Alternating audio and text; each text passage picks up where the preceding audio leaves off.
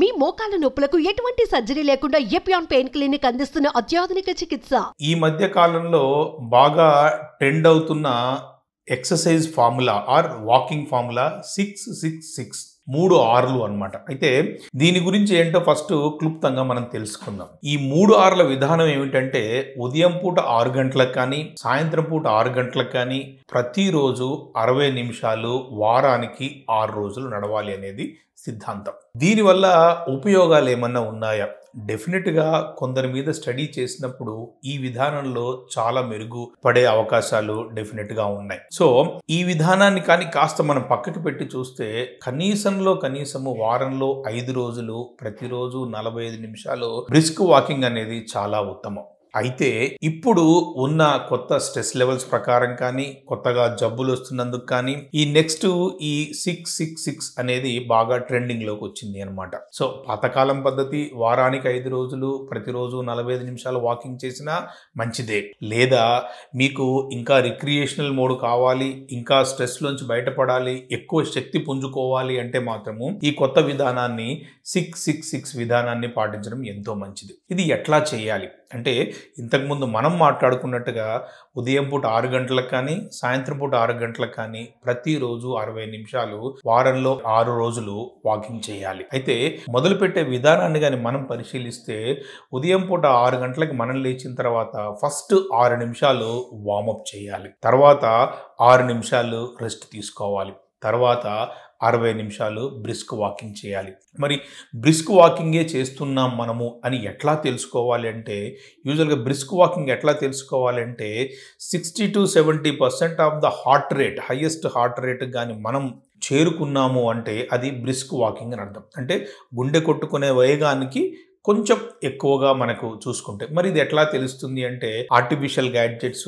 Health monitor చేసే gadgets, smart phones, cell phones ఇవాళ చాలా వచ్చాయి. 60 నుంచి 70 లేదా 70 నుంచి 90 వరకు చాలా మంది గుండె కొట్టుకుంటూ ఉంటుంది. 80 to 90 మధ్యలో మీ హార్ట్ రేట్ కొట్టుకుంటుంది అంటే మీరు బ్రిస్క్ వాకింగ్ చేస్తున్నారని అర్థం. అయితే ఒక్కొక్కరికి బేస్ లైన్ హార్ట్ రేట్ ఒక్కొక్క తీరుగా ఉంటుంది. బాగా యాక్టివ్గా ఉండి స్పోర్ట్స్ ఆడే వాళ్ళకి బ్రాడీకార్డియా ఉంటుంది, అంటే వాళ్ళకి 40 నుంచి 50 నార్మల్. సో అందుకని మీ బేస్ లైన్ నుంచి ఒక 10% 15% ఎక్కువగా కానీ మీరు హార్ట్ కొట్టుకునే విధానం అవుతుందంటే హార్ట్ పంప్ బాగా అవుతుంది, బ్లడ్ సర్క్యులేషన్ బాగా అవుతుంది, సో రీజువినేట్ అవుతుంది, కొత్త శక్తి వచ్చే అవకాశం ఉంది అనమాట. మరి దీనికి ఆర్థోపెడిక్స్ కి ఏమిటి సంబంధం? అయితే ఇది ఆర్థరైటిస్ ఉన్న వాళ్ళకి మేము వాకింగ్ చేయవచ్చు అని చెప్తూ ఉంటాం.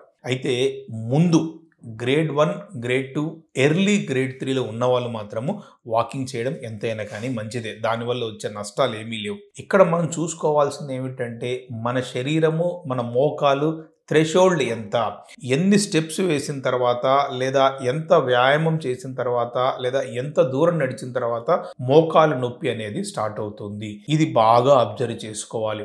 ఎప్పుడైతే మనం ఫిజికల్ యాక్టివిటీ ఆ థ్రెషోల్డ్ లోపల చేస్తామో డెఫినెట్ గా జాయింట్ అనేది గట్టిపడుతుంది, మిగతా శరీరంలో అన్ని భాగాలు కూడా శక్తిని పుంజుకుంటాయి. ఆ థ్రెషోల్డ్ దాటి చేసామంటే మోకాలైనా అరిగిపోవచ్చు, గుండె మీదైనా లోడ్ పడవచ్చు, కొత్త ప్రాబ్లమ్స్ అయినా కానీ రావచ్చు. మెల్లగా అలవాటు చేసే కొద్దీ ఆ థ్రెషోల్డ్ అనేది పెరుగుతుంది. ఉదాహరణకి ఒక మనిషికి 2 కిలోమీటర్లు నడిచేంత వరకు కూడా ఏ ఇబ్బంది జరగదు, ఎటువంటి మోకాలు నొప్పి రాదు, ఎటువంటి ఆయాసము రాదు. అది అతని థ్రెషోల్డ్ వాల్యూ. ఈ 2 కిలోమీటర్లు ఒక నెల రోజులు చేసిన తర్వాత అది 2.5 కిలోమీటర్లు కానీ 3 కిలోమీటర్లు కానీ పెరిగే అవకాశం ఉంది. అప్పుడు ఆ థ్రెషోల్డ్ అనేది పెరిగిపోతుంది. సో ఆ థ్రెషోల్డ్ కు లోపలనే మనం ఎప్పుడైనా కానీ వ్యాయామం కానీ ఎక్సర్సైజ్ కానీ లేకపోతే జాగ్రత్తలు కానీ పాటించాలి. ఇది బేసిక్ గా మనకి వాకింగ్ వెనక ఉన్న రహస్యం అన్నమాట. ఇప్పుడు వస్తున్న కొత్త ట్రెండింగ్ లో ఉన్న విధానాన్ని కానీ అవలంబించడం వల్ల 666 అవలంబించడం వల్ల ఏమవుతుందంటే గుండె మీద పడే లోడ్ కానీ మోకాల మీద పడే లోడ్ కానీ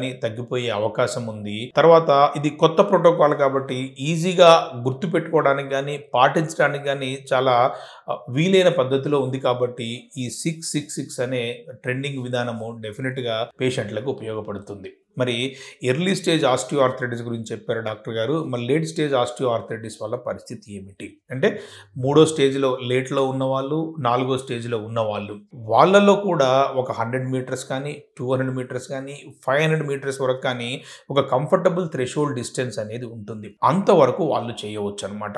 వాకింగ్ చేయడం వల్ల మోకాలు అరుగుతుందా అనే ప్రశ్నను కానీ మనము చూసుకుంటున్నట్టయితే, ఎప్పుడైతే మీ థ్రెషోల్డ్ను దాటి మీరు మోకాల్ని ఇబ్బంది పెడతారో అప్పుడు అరుగుదల చాలా ఫాస్ట్గా అవుతుంది. సో ఈ చిన్న లైన్ని కానీ మనం అబ్జర్వ్ చేసుకునేసి, థ్రెషోల్డ్ని కానీ మనం అబ్జర్వ్ చేసుకునేసి వ్యాయామం కానీ చేస్తే మోకాలు మీద లోడు పడదు, మోకాలు చాలా ఆరోగ్యవంతంగా ఉంటుంది. ఈ ఎక్సర్సైజ్లో భాగంగా అరుగుదల ఉన్నవాళ్ళు స్క్వాటింగ్ చేయడం లాంటిది కానీ, మెట్లకి దిగడం లాంటిది కానీ, లేదా ట్రెడ్మిల్ మీద ఫాస్ట్గా రన్ చేయడం లాంటిది కానీ చేయకుండా ఉండడం ఎంతైనా కానీ ఉత్తమం. ఎందుకంటే ఒకసారి మోకాల అరుగుదల మొదలైంది అంటే దాన్ని ఆపే ప్రక్రియ ఇంతవరకు ఆపే మెడిసిన్ కానీ ఆపే ఎక్సర్సైజ్ కానీ ఎవరు కనుక్కోలేదు లేదని నాకు ప్రగాఢ విశ్వాసం. ఎక్కడ కూడా ఏ దేశంలోకి వెళ్ళిన ఇన్ని చర్చల్లో కూడా నేను కూడా ఎక్కడా చూడలేదు. అయితే ఇప్పుడున్న ట్రీట్మెంట్ విధానాలు కానీ, ఫిజియోథెరపీ విధానాలు కానీ అన్నీ అరుగుదలని స్లో చేసేట్టుగానే ఉన్నాయి కానీ ఆపే శక్తి లేదనమాట. అందుకని మనము అరుగుదల ఒకసారి మొదలైంది అంటే అది వయసుతో జరిగే ప్రక్రియ. వయసు ఎలా పెరుక్కుంటూ పోతుందో అరుగుదల కూడా అలాగే పెరుక్కుంటూ పోతుంది. ఏ వయసులో చేయాల్సిన ఎక్సర్సైజ్ ఆ వయసులో చేసి, ఏ వయసులో ఉండాల్సినంత ఫిట్గా మనం కానీ ఉంటే అరుగుదల అనేది మన కంట్రోల్లో ఉంటుంది. నిజంగా చెప్పాలంటే మన చెప్పు చేతుల్లో ఉంటుంది.